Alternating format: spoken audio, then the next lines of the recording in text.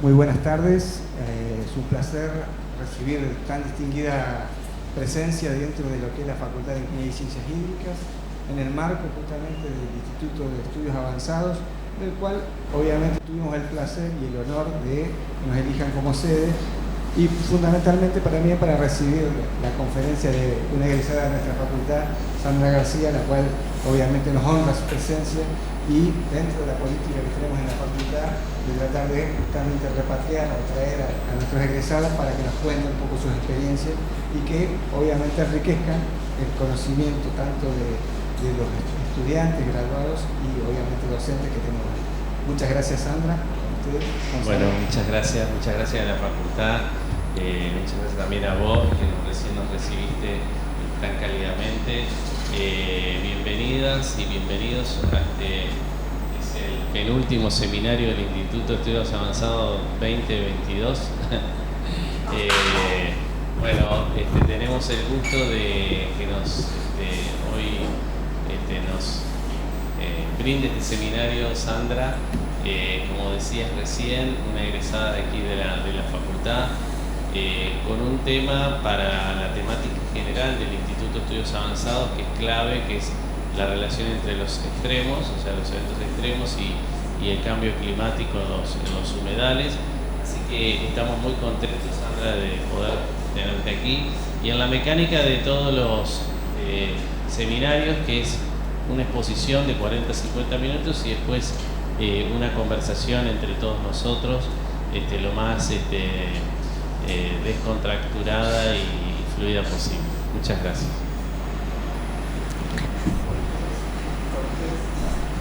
Bien, muchísimas gracias por este afectuoso recibimiento.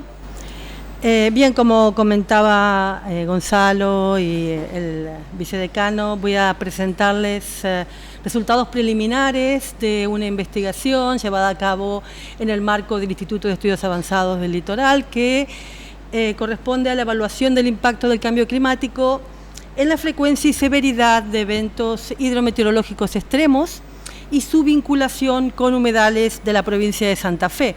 Bien, pues antes de entrar en la temática propia de esta disertación, creo que es importante, es interesante identificar la motivación, ¿no?, el contexto de esta investigación.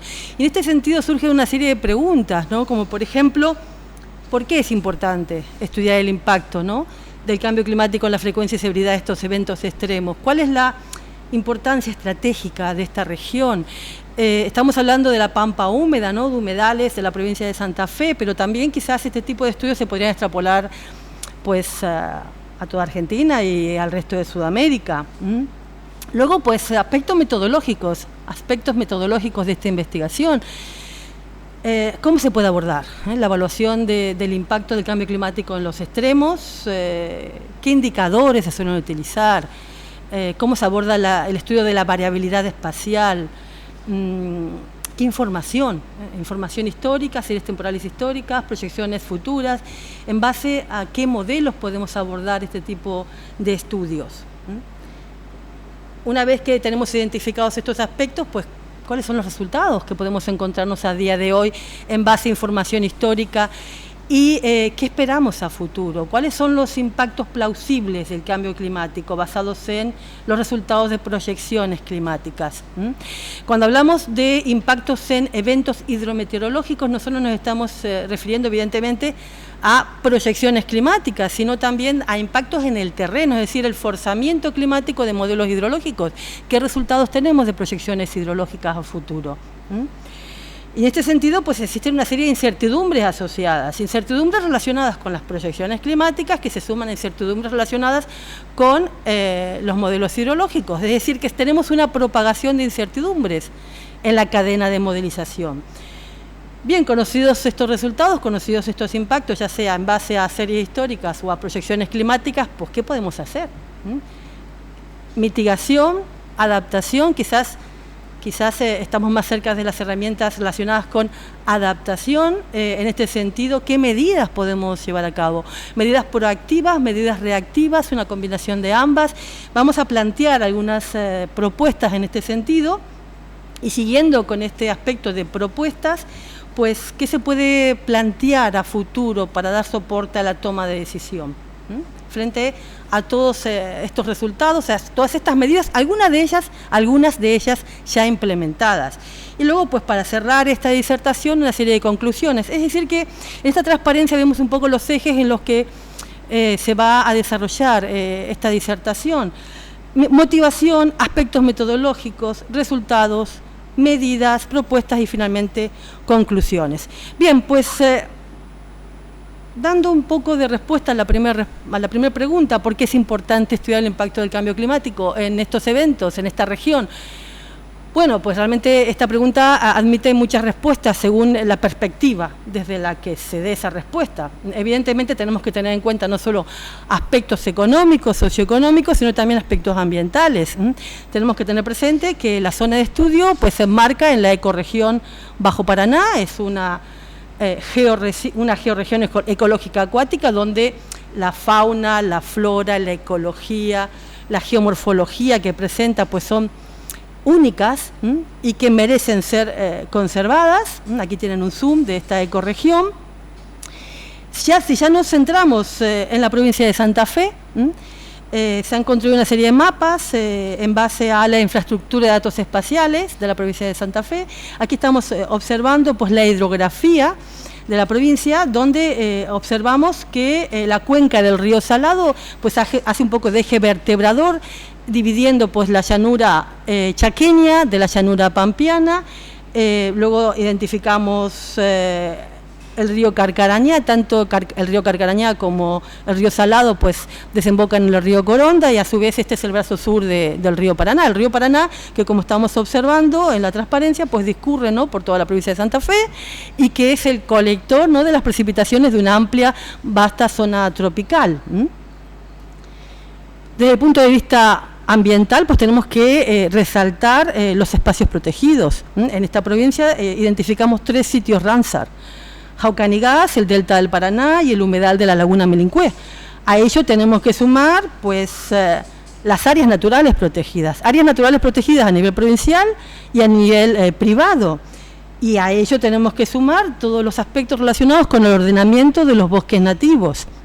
Pues aquí tenemos un poco un zoom de las 3 zonas, la zona norte, central y sur de la provincia de Santa Fe, y ya entrando en más detalle, pues en la zona norte, pues como ya les he comentado, resaltar ese sitio Ramsar de Jaucanigás, con una superficie cercana a las 500.000 hectáreas, con especies protegidas, aguaraguazú, venado de las pampas, entre otras, y que se suman, como ya he comentado, pues a bosques nativos. Estamos observando en color rojo bosques nativos categoría 1 y en color amarillo bosques nativos categoría 2. Bosques nativos categoría 1, que bueno, que son bosques de alto nivel de conservación, que se espera que sean preservados, y bosques categoría 2 en amarillo, que observan una gran proporción, sobre todo en la zona de los bajos submeridionales, que bueno, que sí que es cierto que pueden presentar algún nivel de, digamos, de degradación, pero que aún así pueden llegar a ser conservados para elevar su nivel de protección. A ello se suman, como ya he comentado, pues las áreas naturales protegidas. Luego en la zona central pues destaca ese sitio Ramsar delta del Paraná, con casi 250.000 hectáreas. Ese sitio Ramsar realmente se comparte, ¿no?, entre la provincia de Santa Fe y la provincia de Entre Ríos. También observamos áreas naturales protegidas, y luego en la zona sur se destaca el sitio Ramsar humedal Laguna de Melincue, con 92.000 hectáreas, y donde encontramos, por ejemplo, el flamenco andino. Y como observan en rojo, pues estamos también identificando áreas naturales protegidas provinciales, entre las que destacamos el arroyo Sauce Pavón y arroyo Saladillos, con bosques nativos, entre otros, ¿no? También estamos observando en rojo, por ejemplo, los bosques de ribera de una serie de arroyos que están desembocando en el río Paraná. Bien, pues desde el punto de vista natural, desde el punto de vista medioambiental, creo que queda más que demostrado la importancia, ¿no?, queda más que demostrada la importancia de esta zona. Y desde el punto de vista socioeconómico, como ustedes saben, pues esta provincia presenta suelos con un elevadísimo índice de productividad, sobre todo en la zona centro y sur. Sí es cierto que en la zona norte encontramos menor índice de productividad y también es cierto que en algunas zonas con elevado índice de productividad encontramos pues cierta reducción del índice de productividad y que se debe justamente a la presencia de zonas anegadas.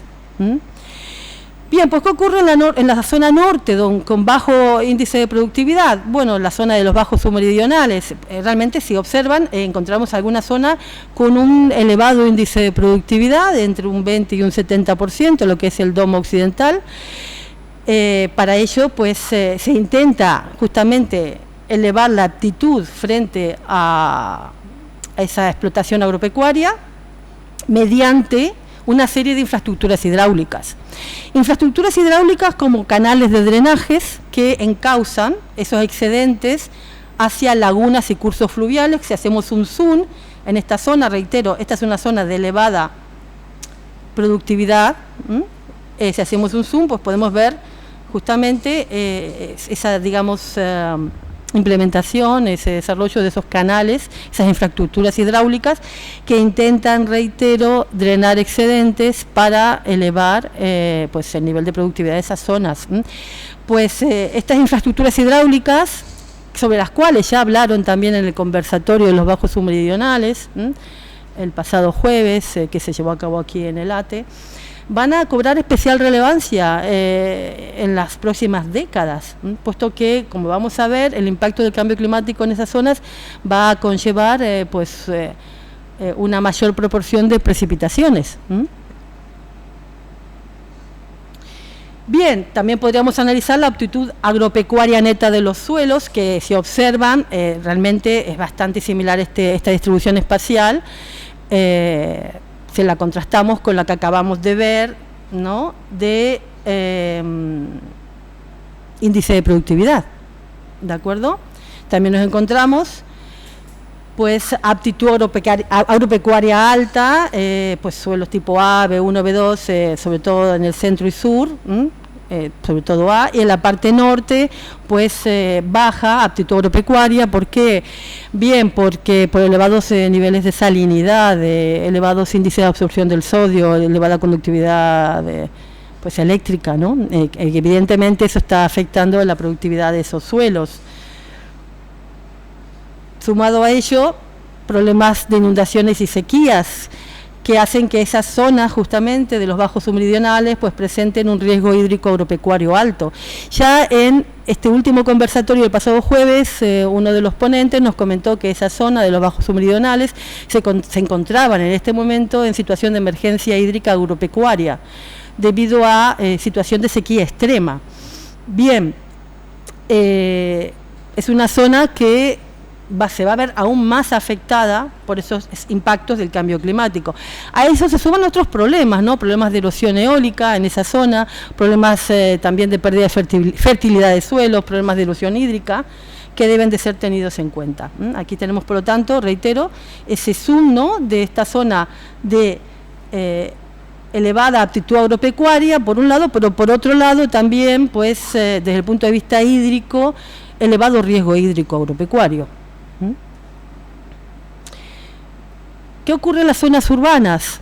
Bueno, pues también nos encontramos con problemas de inundaciones en zonas urbanas. ¿Qué ha hecho la provincia de Santa Fe? Ha avanzado en la identificación de zonas de riesgo, ha delimitado líneas de riesgo, como pueden observar en este mapa de la izquierda, en el conurbano santafesino y en toda la zona también, pues, del corredor costero, y para intentar paliar esos impactos de las inundaciones, pues ya se han definido trazas de defensa, como pueden observar. Es decir, que desde el punto de vista tanto medioambiental como socioeconómico, el estudio del impacto del cambio climático en eventos hidrometeorológicos en esta zona es de especial relevancia. Todas estas medidas, si cabe, deberán ser necesarias frente a impactos del cambio climático futuro, puesto que, vuelvo a reiterar, vamos a ver que se esperan cambios en los gradientes pluviométricos, tanto en volúmenes precipitados como en frecuencia de eventos hidrometeorológicos extremos. Bien, visto esto, ¿cómo podemos abordar el estudio de los impactos del cambio climático? Tenemos que encontrar un balance entre lo que es agua para la vida y agua como recurso, puesto que el sector de los recursos hídricos se ve impactado por el cambio climático. El cambio climático es lo que llamamos en inglés un driver, una fuerza directriz generadora de cambios. Pues la demanda hídrica, por ejemplo, en muchos lugares del mundo pues va a aumentar debido justamente a un crecimiento demográfico. Al mismo tiempo, el cambio climático representa una amenaza en esos recursos hídricos. ¿Cómo nosotros podemos estudiar esos impactos? ¿Cómo podemos monitorizar el estado de los sistemas? ¿Cómo podemos caracterizar y evaluar el impacto en los procesos del ciclo hidrológico? Y el tema que nos ocupa, ¿qué indicadores podemos utilizar en la evaluación de impactos en eventos extremos? Pues diferentes organizaciones a nivel mundial se han preocupado por estas preguntas y han dado respuestas, pues intentando justamente orientar a los investigadores en el desarrollo de sus trabajos. Desde el punto de vista del estudio del impacto del cambio climático en el sistema global, la Organización Meteorológica Mundial pues identifica una serie de variables climáticas esenciales. Las categoriza según se intente monitorizar la atmósfera, el océano o la fase terrestre, y a su vez presenta subcategorías. Por ejemplo, en la fase atmosférica superficial, pues quizás a nosotros nos interesa más centrarnos en lo que es precipitación y temperatura. Evidentemente las otras variables son igual de importantes, pero a efectos de esta presentación pues me centraré en la monitorización de esas dos variables. Y en la fase terrestre pues quizás también interese resaltar la monitorización de pues las descargas de los flujos circulantes, de la humedad de suelo y de las aguas subterráneas.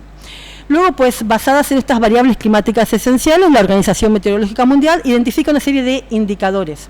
7 indicadores climáticos clave que adopta esta organización y que intentan, reitero, monitorizar lo que es temperatura, el contenido calorífico del océano, el nivel del mar, la extensión de hielo marino, el balance de masa de los glaciares, la acidificación de los océanos y el contenido de dióxido de carbono, lo que sería un gas de efecto invernadero. La misma Organización Meteorológica Mundial en otros estudios, en otras publicaciones, identifica la relación directa entre estos 7 indicadores y los objetivos de desarrollo sostenible. De este modo, evidentemente, el poder monitorizar estos indicadores nos va a dar más información para alcanzar esos objetivos de desarrollo sostenible. En el mismo sentido, el Instituto, o mejor dicho, el Panel Intergubernamental del Cambio Climático, el IPCC, define una serie de índices, de indicadores, pero más orientados a estudiar impactos en extremos, que es un poco más el tema que nos ocupa en esta disertación. En esta tabla, que no alcanzan a ver, pues se categorizan en relación de la temperatura, la precipitación y las sequías, y como nos vamos a orientar principalmente a impactos en eventos hidrometeorológicos, desde el punto de vista de la meteorología, nos vamos a centrar en la precipitación y nos vamos a centrar en las sequías. Bien, pues ¿qué indicadores identifica el IPCC como aquellos que deberían de ser utilizados para evaluar estos impactos? Bien, en cuanto a precipitación, indicadores relacionados con precipitación máxima en un día y 5 días, desde los cuales podemos construir series temporales de máximos diarios anuales, por ejemplo, y a partir de allí realizar análisis de frecuencias. Luego, pues, indicadores relacionados con contabilización del número de días que superan un determinado umbral. Umbrales que se definen en función del objetivo al que se destina ese indicador. Por ejemplo, si es un indicador que está más relacionado con aplicaciones relacionadas con la agricultura, pues los indicadores, o mejor dicho, los umbrales deberían ser mayores a 10 milímetros. En este caso sería, por ejemplo, el segundo indicador, contabilización anual de días con precipitación mayor o igual a 10 milímetros. Es decir, que se identifican una serie de umbrales y luego se hacen estudios sobre series históricas o sobre proyecciones climáticas futuras. Luego indicadores relacionados con rachas húmedas en este caso. ¿Qué se está haciendo aquí? Se está contabilizando el número de días consecutivos con precipitación por encima de un umbral. ¿Y qué se identifica? Se identifica la longitud máxima de la racha húmeda. A partir de estos datos, pues se puede hacer un análisis de frecuencia. ¿Un análisis de frecuencia de qué? Reitero, de longitudes máximas de rachas húmedas.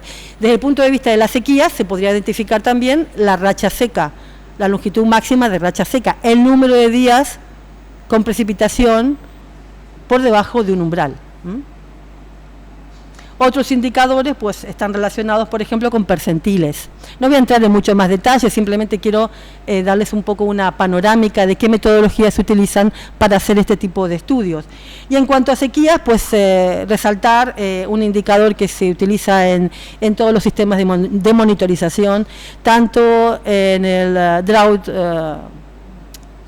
European Drought Monitor, el EDO, es el Observatorio de Sequías Europeo, como el US Drought Monitor, el Observatorio Estadounidense de Sequías, y otros, que es el Índice de Precipitación Estandarizada, SPI. Y realmente los otros que aparecen, como por ejemplo el Índice de Humedad del Suelo Estandarizada, el Índice de Escorrentía Estandarizada, o incluso el Índice de Evapotranspiración Precipitación Estandarizada, son variantes de la aplicación de SPI. Es la misma metodología que se aplica cambiando la variable.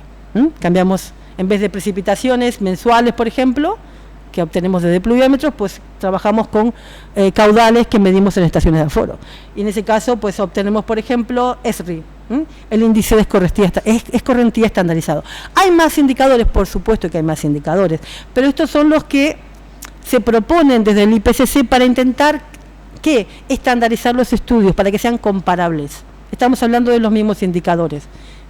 Tenemos que intentar llegar a un consenso para poder contrastar los resultados, y ese es un poco el objetivo, ¿no? Bien, pues dicho esto, ¿cuáles son los principales resultados a día de hoy? ¿Cuáles son las proyecciones a futuro? Bien, ya en el año 2014 el IPCC pues planteaba una serie de cambios proyectados, plausibles, como aumento de la temperatura superficial durante el siglo XXI, olas de calor pues que se presentarían con más frecuencia, eventos extremos de precipitación más intensos, mayores aumentos, o aumentos, mejor dicho, en este caso de la temperatura del océano, acidificación, aumento del nivel del mar, etcétera. En la transparencia, o mejor dicho, en la figura de la derecha de esta transparencia, pues estamos viendo, por ejemplo, resultados, pues en este caso del quinto informe del IPCC, donde se está observando que al año 2100, si se contrasta, en este caso, la temperatura media global 2005-2100 respecto a 1986-2005, según el escenario con el que se trabaje, según la trayectoria de concentración representativa con la que se trabaje, RCP, pues podemos observar, por ejemplo, un aumento de 4 grados plausible, ¿qué quiere decir esto? Que puede llegar a presentarse o no al 2100, pero con una gran incertidumbre asociada. Lo que vemos aquí en tonos sólidos es la incertidumbre asociada. Pero sin embargo, si trabajamos con RCP, pues 2.6, se espera 1 grado centígrado. Bien, ustedes se preguntarán qué es RCP, reitero, pues los RCP son una serie de escenarios que, bueno, que el quinto informe del IPCC introdujo. Realmente no son escenarios socioeconómicos, a diferencia del anterior report del IPCC, que, bueno, que plantea una serie de familias, A1, A2, B1, B2, etcétera. Estas trayectorias de concentración representativas están basadas en el forzamiento radiativo. Aquí estamos identificando RCP 2.6, 4.5, 6.0, 8.5, según el forzamiento radiativo. El forzamiento radiativo en todos los casos es positivo. Ahora ustedes me dirán qué es el forzamiento radiativo. Forzamiento radiativo total al final del siglo XXI respecto al periodo preindustrial. El forzamiento radiativo, lo que está, en palabras simples, lo que está intentando identificar es la diferencia entre la energía que recibe la Tierra y la energía que emite la Tierra a la atmósfera. Si ese forzamiento radiativo es positivo, indica un calentamiento. Si fuese negativo, indica un enfriamiento, evidentemente. En todos los casos es positivo. pero en el RCP 2.6 lo que estamos viendo que la tendencia del forzamiento al 2100 se considera decreciente. Relacionado entonces con cada uno de los forzamientos, pues tenemos, digamos, la horquilla de variación de la temperatura. En todos los casos aumenta, pero en algunos casos ese aumento es más extremo.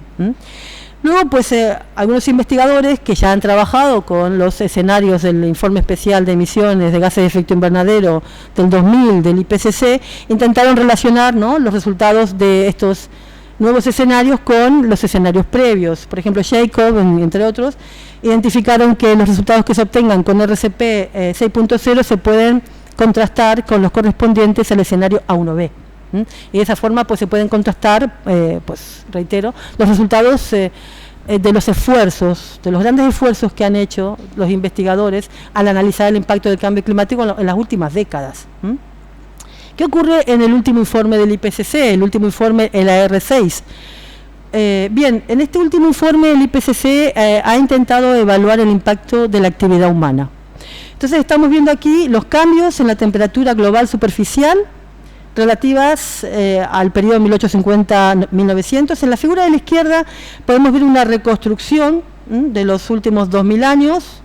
La primera parte está reconstruida, reitero, y la última parte es observada, 1850-2020, y estamos viendo justamente ese impacto sin precedentes en el aumento de la temperatura global, y que evidentemente se cree que se debe a la actividad humana, pero realmente en la segunda figura ya se observa claramente que se debe a la actividad humana, puesto que aquí lo que han hecho es representar ese aumento de la temperatura en 1850-2020 observada, que serían debido a actividad humana, ese aumento debido a actividad humana y debido a variabilidad climática natural. Y han simulado cuál sería o cuál correspondería solo a la variabilidad climática natural, ya sea por radiación solar o por actividad volcánica. Y se observa claramente, con un gran nivel de incertidumbre, también tengo que decirlo, pues ese impacto sin precedentes, ¿no?, en el aumento de la temperatura global, que son datos observados, que se cruzan también con los simulados, y que coinciden, como observan, en negro están los observados, ¿vale? Reitero, de cambio en la temperatura superficial global, valores medios anuales. La primera figura, no lo he dicho, son medias decadales, simuladas en ese periodo 1850-2020 y observadas. Bien, pues ¿qué ocurre en todo el mundo? ¿Cuál es la distribución espacial de este cambio observado? Bien, estamos hablando del periodo 1850-2020. En base a observaciones se construye pues este mapa. Y lo que se está viendo aquí, que el cambio observado corresponde en media a 1 grado centígrado. Sí es cierto que en la zona de la llanura pampeana, que es la zona que nos interesa, estamos observando que ese cambio varía entre 0,5 y 1 grado aproximadamente.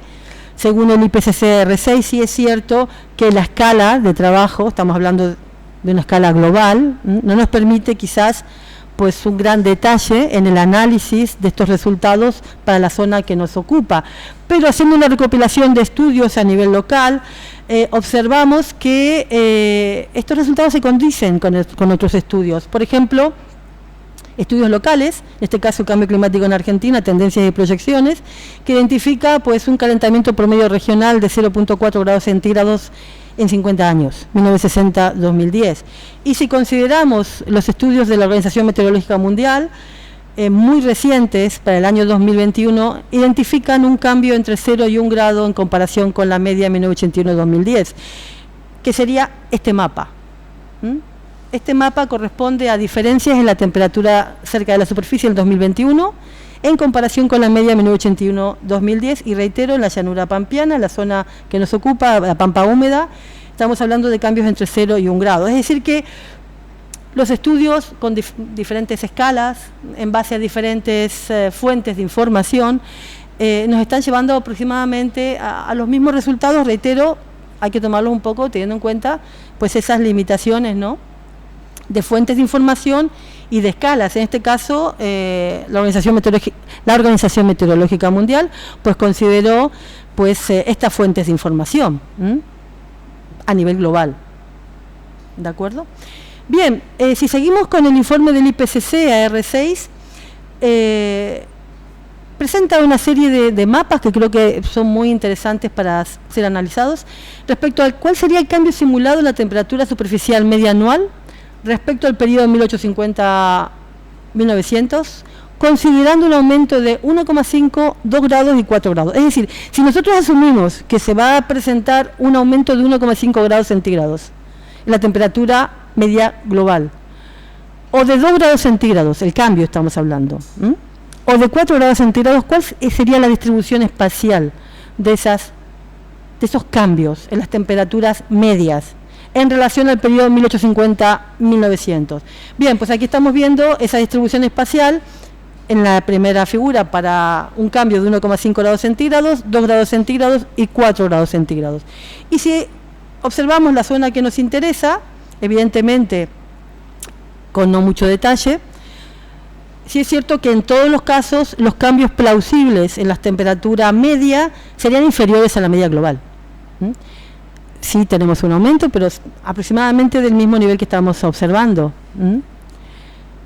Pues, ¿qué ocurriría en el caso de las precipitaciones medias anuales? En este caso se presentan en porcentaje respecto al periodo 1850-1900, si se considerase que se presenta, ¿no?, ese cambio plausible en las temperaturas globales de 1,5, 2 grados y 4 grados.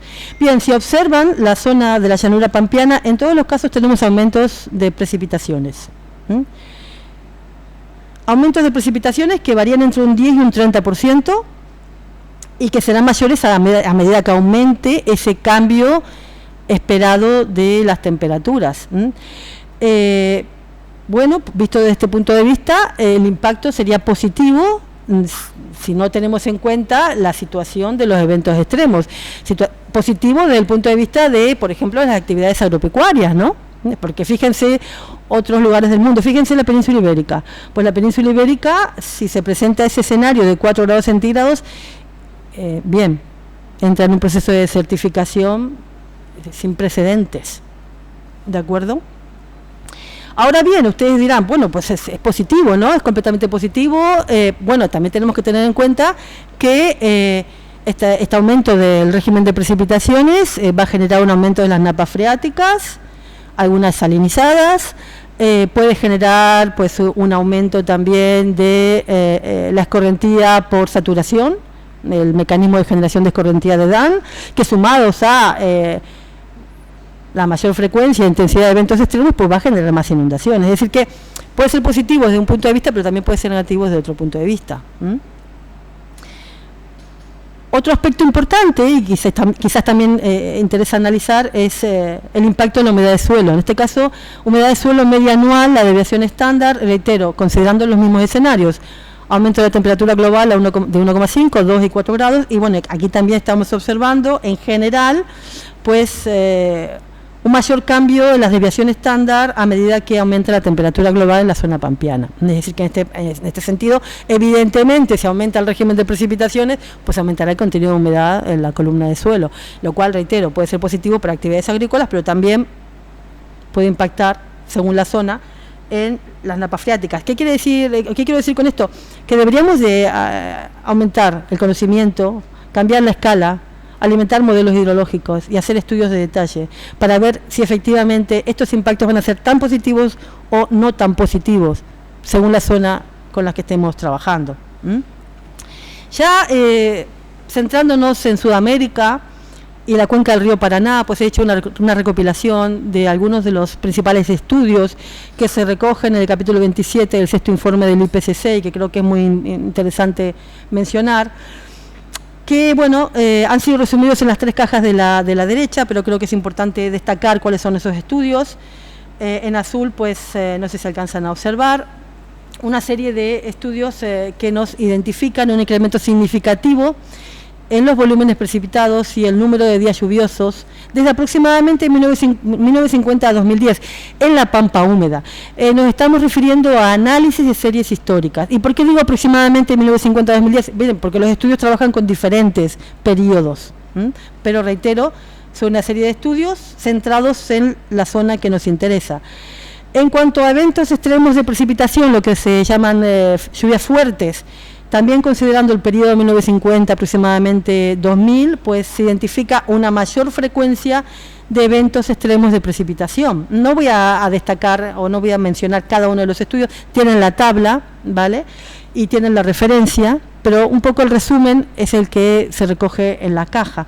Y en cuanto a sequías, bien, se identifican una serie de estudios que se basan en el análisis de la frecuencia y longitud de rachas secas, que es uno de los indicadores que estuvimos mencionando, que propone el IPCC. Y en este sentido, debo de mencionar que el periodo de estudio es aproximadamente 1960-2005 y que los resultados arrojan pues una disminución de la frecuencia y longitud de rachas secas de precipitación, pero que evidentemente no tienen en cuenta este evento tan extremo de sequías del 2009, ni el evento tan extremo de que los que todos somos testigos, ¿no?, de estos últimos 3 años. No están recogidos en estos estudios. Este es un informe publicado en el año 2018, que es una recopilación de informes o publicaciones previas, ¿de acuerdo? Desde el punto de vista de la actividad agropecuaria, bueno, evidentemente, si tenemos menos sequías, pues evidentemente será positivo, ¿no?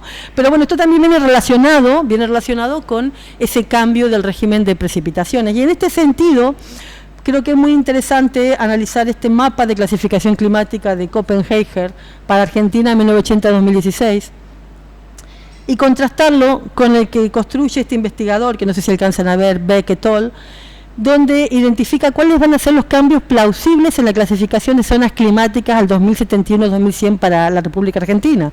Bien, pues estamos esperando pues un aumento plausible, vuelvo a decir, del régimen de precipitaciones, pues cambiarán las zonas climáticas. Y efectivamente así es. Estamos observando que zonas templadas, que las señalo, del norte y la zona chaqueña, por ejemplo, se convertirían en zonas tropicales, o incluso una menor presencia de zonas áridas. ¿Qué nos está indicando este mapa? Bueno, nos está indicando pues justamente pues un cambio del patrón espacial de las precipitaciones, pues un movimiento de las isoyetas hacia el oeste y hacia el noreste. Ya solo analizando este mapa de clasificaciones de zonas climáticas, pero luego analizando realmente, esto digamos es un mapa esperable, es una proyección al 2071-2100, pero analizando estudios basados en series históricas, realmente llegan a esas conclusiones. Y creo que es importante destacar en este caso el estudio de Berber y et al., contrastando el periodo 1950-1969 respecto a 1980-1999, me tomó la licencia de superponer estos resultados con el mapa de zonas climáticas y he construido esta nueva figura, donde estamos observando las isoyetas, que son las líneas que unen igual valor de precipitación, en negro 1950-1969, respecto a las isoyetas 1980-1999. Son datos observados y ven claramente el corrimiento de las isoyetas hacia el oeste, y también lo ven en el noreste. ¿Qué quiere decir esto? Que zonas donde antes teníamos 800 milímetros, por ejemplo, pues llegamos a tener 1000 milímetros. ¿Puede ser esto positivo? Bueno, para actividades agropecuarias puede ser positivo. Para actividades agrícolas puede ser positivo. Reitero, ¿por qué? Hombre, porque zonas que tenían o que recibían menos precipitaciones, pues están recibiendo más precipitaciones, evidentemente. Son proyecciones, no son proyecciones, son observaciones. Ya otros autores previamente, previo al estudio de Berbery, demostraron ese desplazamiento de las isoyetas, en este caso Hoffman, 1987-1991, hacia el oeste de aproximadamente 200 kilómetros en el último siglo. Y si a esto le sumamos lo que esperamos a futuro, pues ese mapa de clasificaciones climáticas puede acercarse a la realidad. Por tanto, debemos de estar preparados. ¿Qué se puede hacer entonces frente a estos impactos en eventos extremos? Adaptación versus mitigación. Bien, yo me voy a centrar en medidas de adaptación, puesto que las medidas de mitigación creo que son más, o se pueden más orientar a los gobiernos, ¿no? Vamos a centrarnos en adaptación y vamos a centrarnos en medidas proactivas versus reactivas. Podemos hablar de medidas estructurales y de medidas no estructurales. Realmente, hoy por hoy, lo que se promueve es una combinación de medidas estructurales y no estructurales. En medidas estructurales, algunas de las cuales ya están implementadas en esta provincia, como por ejemplo defensa frente a inundaciones. Ya hemos visto las trazas de defensa en la zona urbana y en todo pues el corredor, ¿no?, costero, e incluso la identificación de los riesgos, ¿no?, la zonificación. Ha dado sus frutos, sí, evidentemente ha dado sus frutos. De hecho, Camelón y Barros pues demuestran que la población desplazada en la inundación de 1997 se redujo a 100.000 personas en relación a las 300.000 que se desplazaron en 1982, y justamente debido a ese desarrollo de las defensas. ¿Qué otras medidas estructurales? También hablamos de los canales de evacuación de excedentes. Aquí tenemos una imagen pues de una hidrovía en los bajos submeridionales. Medidas no estructurales. Bien, en cuanto a medidas no estructurales debemos destacar los sistemas de alerta frente a sequías y a avenidas. Algunos sistemas de alerta entiendo que ya están en marcha, otros quizás van un poco más lento por cuestiones presupuestarias. Se deben de promover. Se debe promover la implementación de sistemas de alerta con medidas cercanas al tiempo real, que integren niveles en cauces, niveles en canales, pluviómetros automáticos, radar meteorológico basado en el terreno, a similitud de los sistemas automáticos de información que existen, por ejemplo, en las demarcaciones hidrográficas en España. Sistemas que dan soporte a la toma de decisión, no solo en situaciones de extremos, sino también en la gestión regular de los caudales. Bueno, en el caso de España, en la cuenca en la que yo trabajo, que es la cuenca del río Segura, es una cuenca pues altamente regulada, de las más reguladas de Europa, y este tipo de sistemas, reitero, también es útil en la gestión de los embalses. Sistemas que deben de tener una componente espacial, no solamente integrar sensores, de acuerdo, que estén conectados, sino que esa información se incorpore en infraestructura de datos espaciales. Me ha llevado una muy grata sorpresa el poder utilizar la infraestructura de datos espaciales de la provincia de Santa Fe, a la cual pues deberían o podrían incorporar estos sistemas y que dé acceso a la ciudadanía, que la ciudadanía tenga información en tiempo cercano real de las precipitaciones que se presenten, de los niveles en los cauces, así como promover, ¿no?, la coordinación entre los organismos responsables en la gestión de las emergencias hídricas. Estos sistemas deberían de incorporar, desde mi punto de vista, no solo sensores al suelo, sino también medidas obtenidas desde teledetección, indicadores obtenidos desde teledetección. Por ejemplo, en el caso de sequías, no solo se requiere, para evaluar la severidad, el conocer un indicador en un punto, como por ejemplo el CPI, el índice de precipitación estandarizado, sino la evaluación espacial. Y en este punto, en este sentido, pues la información proveniente de teledetección es muy útil, brinda muchísima información con un bajo costo. Por ejemplo, aquí estamos observando anomalía de NDVI. NDVI es el índice de vegetación de diferencia normalizado. Varía entre -1 y 1, aquí lo que estamos observando es la anomalía. Desde el 17 de enero al 17 de febrero de 2009, respecto al NDVI medio para el mismo periodo 2000-2008. Esa anomalía, pues lo que nos está dando que valores inferiores a 0, en tonos marrones, nos está indicando situación de sequía. Realmente este indicador no es un indicador de sequía, es un indicador de vigor de la vegetación. Pero este indicador sumado a otra información que podemos obtener desde teledetección, como por ejemplo temperatura superficial basada en el terreno, LST, pues nos permite, pues por ejemplo, estimar evapotranspiración, nos permite estimar otra serie de indicadores que sí están más relacionados con el contenido de humedad de agua en el suelo. Pero un simple indicador, que es un producto directo de MODIS, en este caso, MODIS es el sensor a bordo de los satélites Terra y Aqua de la NASA, nos da información muy rápida sobre el grado de severidad y la cobertura espacial de la sequía. Otro ejemplo, también desde Moody's, contraste en las condiciones secas del año 2009 con las condiciones más normales del año 2008. Observen, por ejemplo, el sur de la provincia de Buenos Aires en el año 2008 y respecto al año 2009. Es decir, es información rápidamente accesible, fácilmente procesable y que se podría incorporar, reitero, en estos sistemas de alerta temprana. Otro ejemplo, son ejemplos que encuentran en Internet, no son ejemplos que yo he generado.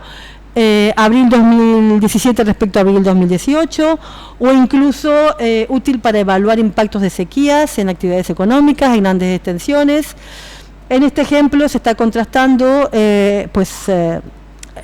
la llanura de inundación del río Paraná a su paso por Rosario en 2019 frente a 2020, e incluso se relaciona con esa presencia de incendios que ya vimos en otra presentación del Instituto de Estudios Avanzados. Esta misma imagen ya la vimos, es una imagen publicada por la NASA, sobre la presencia de incendios en situación de sequía extrema.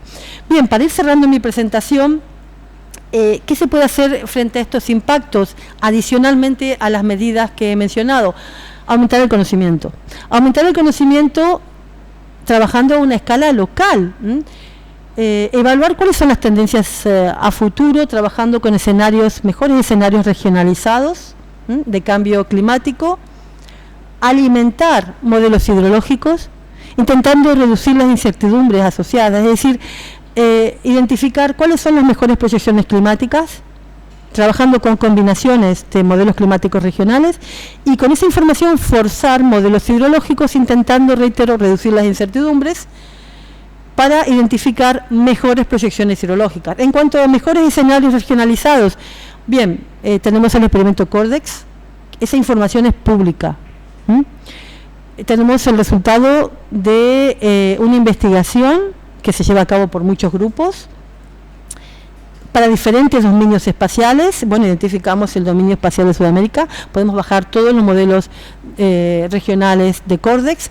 ¿Y qué hacer con ellos? Bien, se propone una estrategia de reducción de incertidumbre. Se puede trabajar con un mismo modelo hidrológico alimentado por diferentes modelos climáticos regionales y generar proyecciones hidrológicas y luego finalmente una combinación de proyecciones hidrológicas, o bien combinar los modelos climáticos regionales y alimentar un modelo hidrológico. Es decir, el forzamiento climático del modelo hidrológico sería una combinación de los mejores modelos climáticos regionales en función de la variable que interese. En este caso, si estamos hablando de un modelo hidrológico, nos interesan las precipitaciones y las evapotranspiraciones, a futuro evidentemente, y luego tengamos como resultado pues una proyección hidrológica combinada. Bien, este tipo de estrategia de simulación ya la hemos utilizado en diferentes lugares. Hemos trabajado en África Occidental y también hemos trabajado en la península ibérica con buenos resultados. Evidentemente a estos enfoques deberíamos de sumarle el conocimiento local. Hay muchos grupos de investigación trabajando en la región, entre ellos destacar el trabajo de un estudiante de máster, bueno, ha terminado su tesis de maestría, simulando justamente ese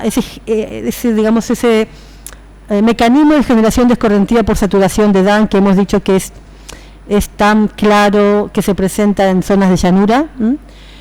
Simulación de área fuente variable, es un trabajo dirigido por el ingeniero Scioli, y bueno, también destacar el trabajo de Hammerly sobre caracterización de zonas de llanura. Creo que son lecciones aprendidas que deben de ser incorporadas a futuros desarrollos, y sería una propuesta a futuro, evidentemente. Bien, para cerrar la presentación, una serie de conclusiones. Creo que es importante remarcar la temperatura media observada para la zona pampeana. Se encontraría en general por debajo de la media global de 1 grado centígrado. Sí es cierto que hay ciertas discrepancias entre diferentes estudios y que se justifican en los diferentes periodos temporales utilizados, en la información histórica considerada, en la escala de trabajo. A nivel de precipitaciones anuales observadas, bien, ya hemos mencionado que se identifica en base a series históricas un incremento significativo de los volúmenes precipitados, así como una mayor frecuencia, ¿no?, de estos eventos extremos de precipitación. En cuanto a eventos de sequía observados también, disminución de frecuencia y longitud de rachas secas de precipitación, En cuanto al patrón espacial de precipitaciones, también ya hemos mencionado, en base a estudios basados en series históricas, pues esa modificación del gradiente pluviométrico, ese movimiento de las isoyetas 200 kilómetros hacia el oeste, y que también se espera, reitero, a futuro.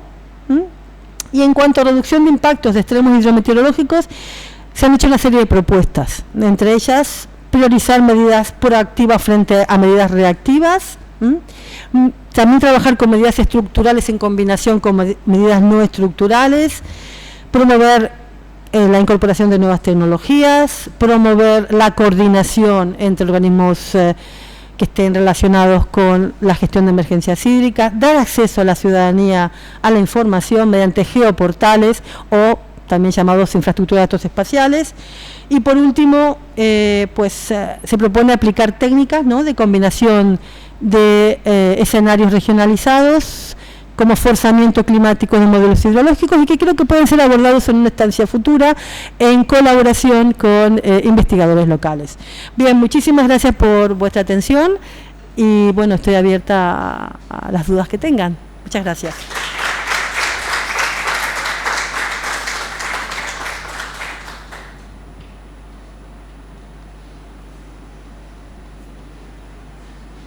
Bueno, tenemos una conversación abierta ahora, son los micrófonos, así que mira nomás y podemos charlar con nosotros.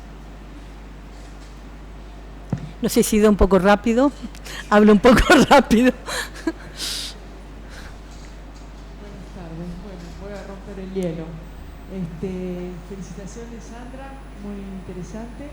Yo soy Rosana Hamelin, trabajo en parte de hidrología, no me conocen.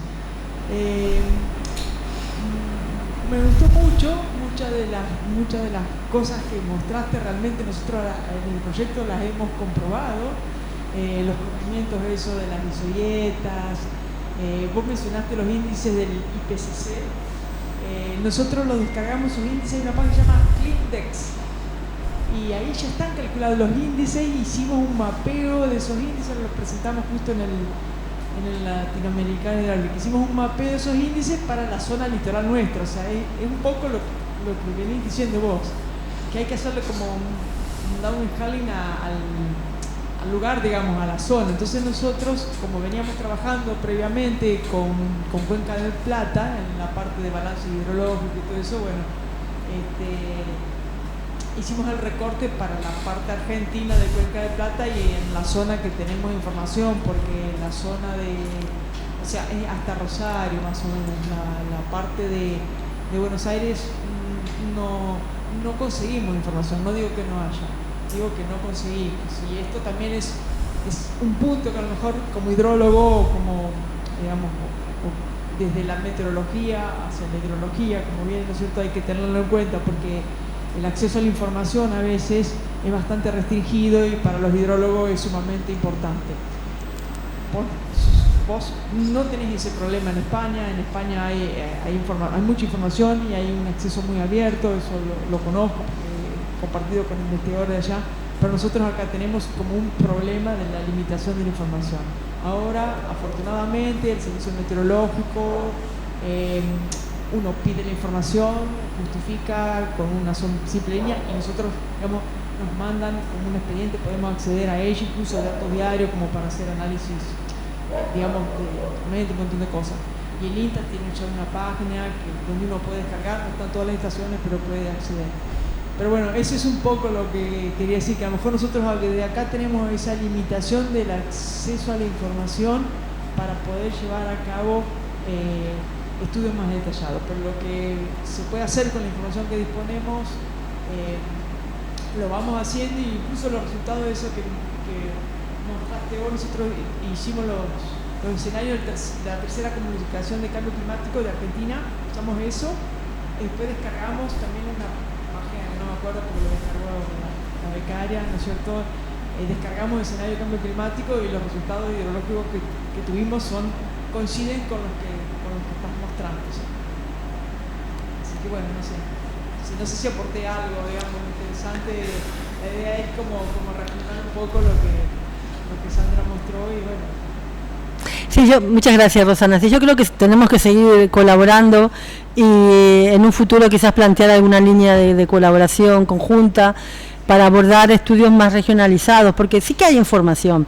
De proyecciones climáticas desde Cordex puedes bajar información. Lo que pasa es que sí es cierto que se requiere pues digamos servidores, se requiere pues una dedicación para un ingente volumen de información.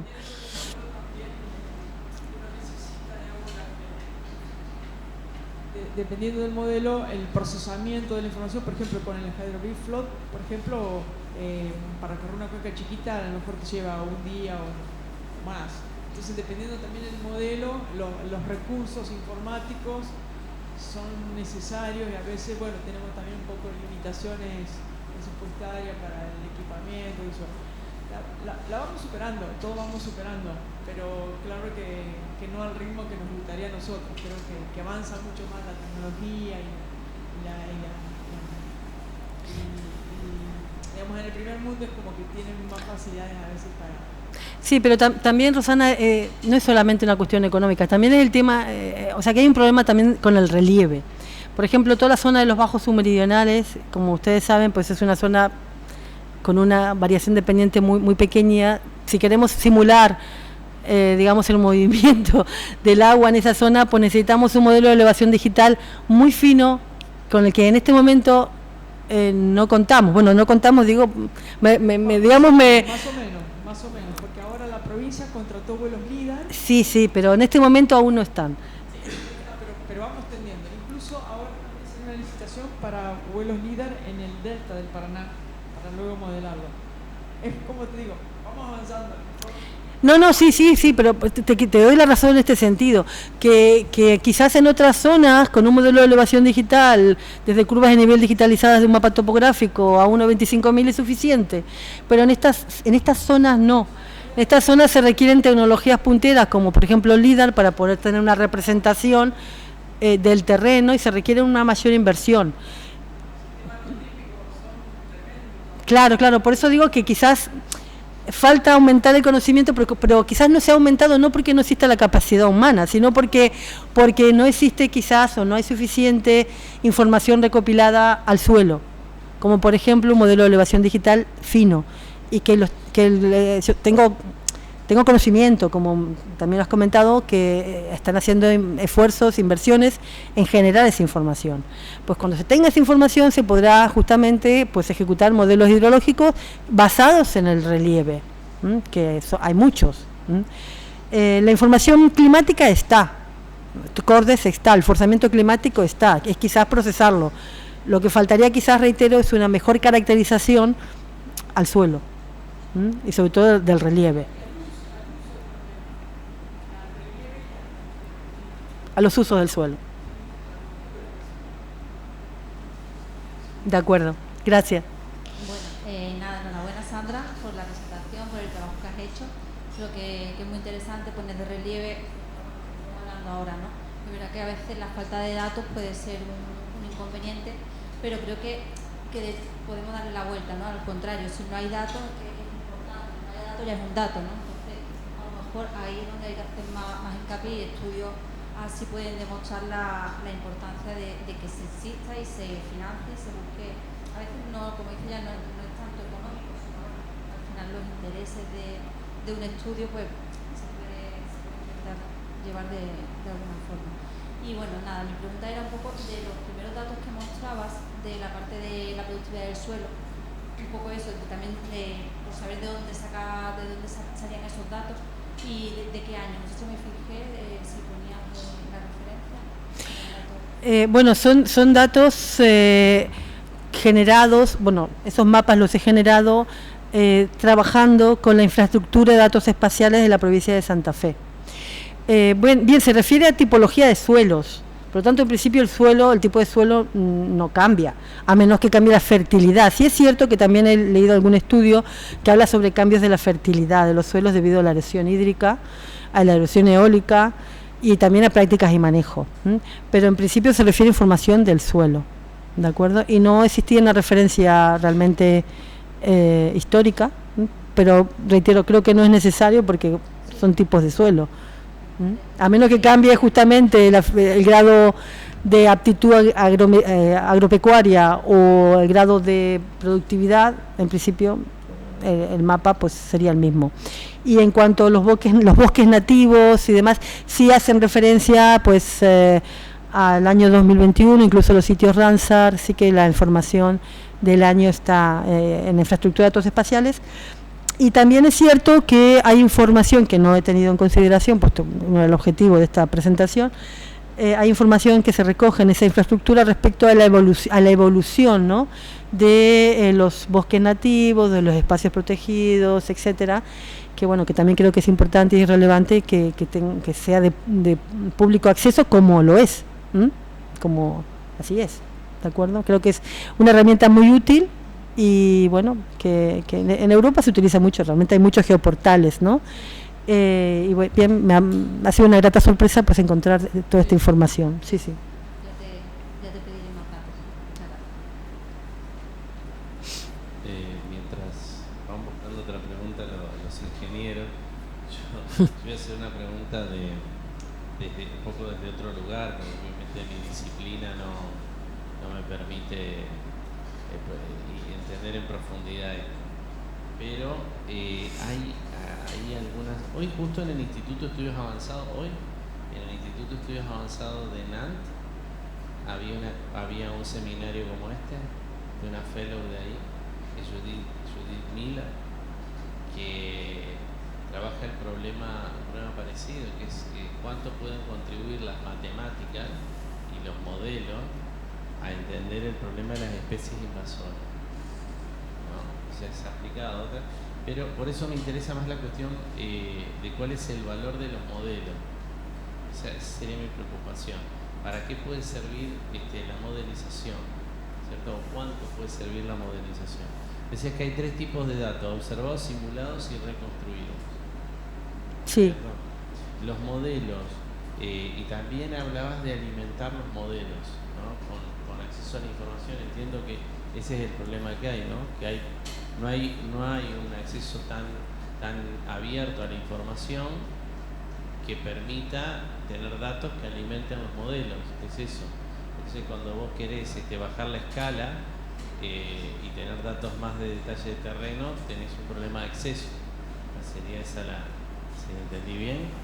Bien, vamos a ver. Lo que yo quiero preguntar es... perdona. ¿Qué pueden aportar los modelos y qué pueden aportar las series históricas? Porque en otros temas lo que hemos visto es que tampoco hay series históricas largas.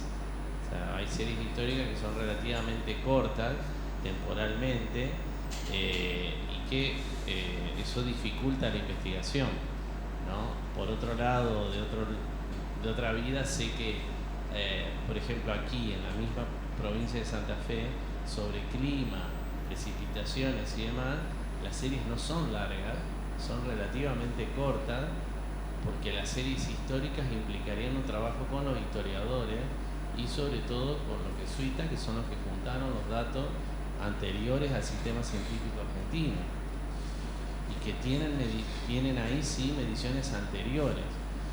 Entonces, yo lo que quería preguntar es esta cuestión, ¿no? De cuál es el rol que juegan los modelos, que entiendo que son los datos simulados, y qué rol juegan las series históricas, que entiendo que son los datos reconstruidos. Y qué se puede esperar de eso. Gracias. De acuerdo. Vamos a ver. En cuanto a series meteorológicas, cuando hablamos de proyecciones, hablamos de resultados de modelos climáticos. Y tenemos que hablar de modelos climáticos globales o de modelos climáticos regionales, que constituyen un downscaling, un cambio de escala del global al regional.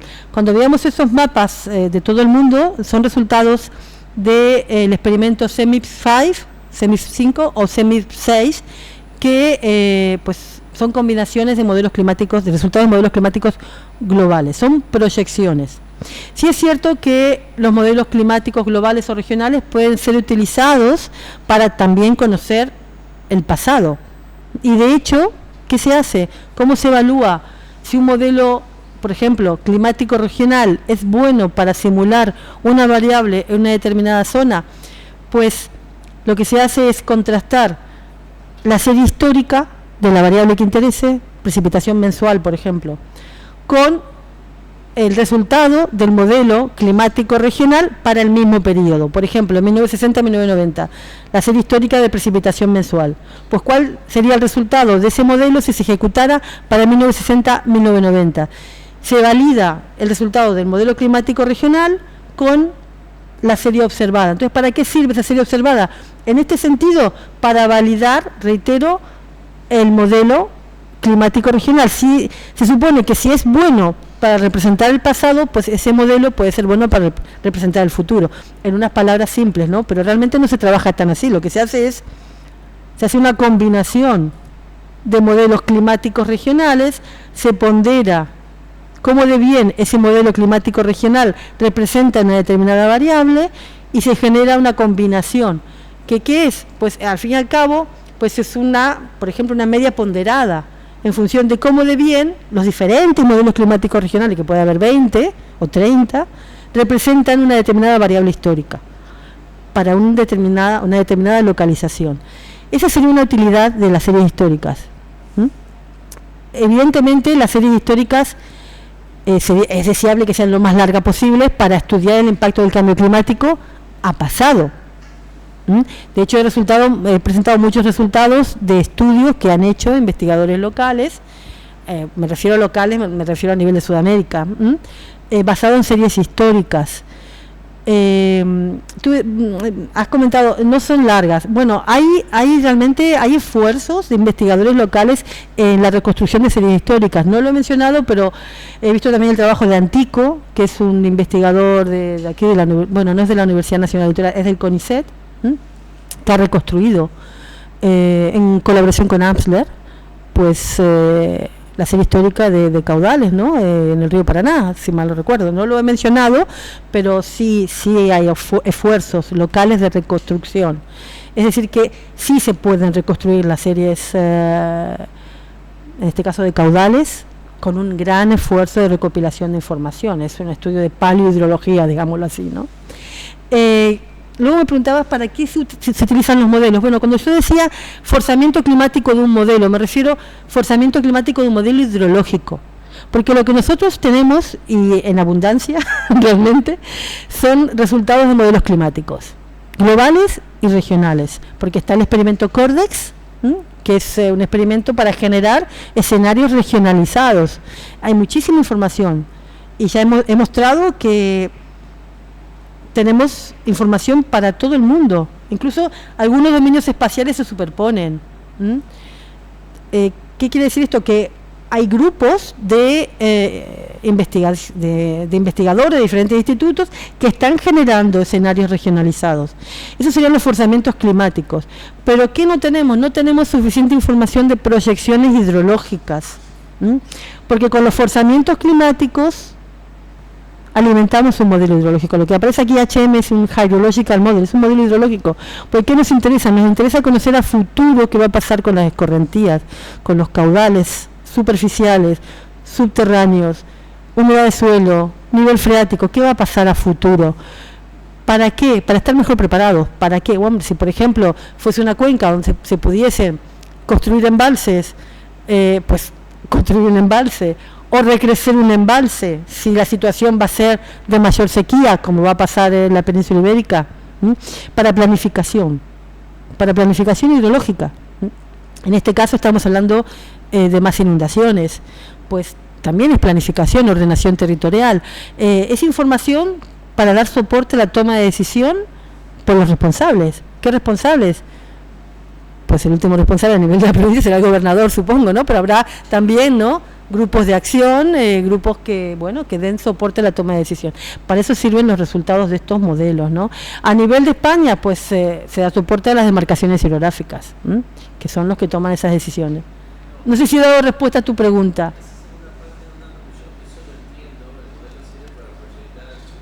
Los hidrológicos, sí. Pero en términos generales lo que hace es una especie de predicción, ¿cierto? Es lo mismo que se hace con el cálculo actuarial, es lo mismo que se hace con una cantidad de herramientas que permiten conocer el futuro de alguna manera aproximativa, y entiendo que cómo se corrige también la incertidumbre combinando los resultados de distintos modelos, superponiéndolo y sacando una media y ponderándola. Eso lo entiendo. Lo que mi pregunta es qué se puede esperar de eso, que es un poquito diferente, que sería cuál es el valor que puede tener para la toma de decisiones un modelo o una combinación de modelos, un resultado proyectado. ¿Qué se puede esperar?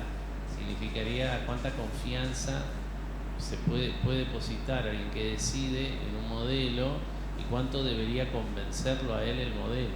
Uh-huh. Bien. Es un poco otra cuestión, ¿no? Entiendo que en el campo científico metodológicamente está validado, pero eso después en el escenario de quien decide o frente a quien decide tiene otro valor, ¿no? Tiene el valor de el que tiene que tomar la decisión. Esto se ve mucho en el derecho, ¿viste? En el derecho un juez tiene que decidir y no puede hacer un proceso científico, ni tampoco está buscando la verdad que busca un científico. Está buscando tomar una decisión y punto. Lo único que le importa es decidir, y es más, está obligado a decidir. En el campo, en cambio, de la ciencia, los científicos pueden decir, bueno, estamos a otra vuelta de tuerca, necesitamos hacer un downscaling y hacer esto y hacer lo otro, y seguir en la gestión y en la decisión judicial, y en esos campos hay que decidir, no hay más tiempo, se decide y estás obligado a hacerlo. Entonces ahí, eso es un poco, ¿qué se puede esperar?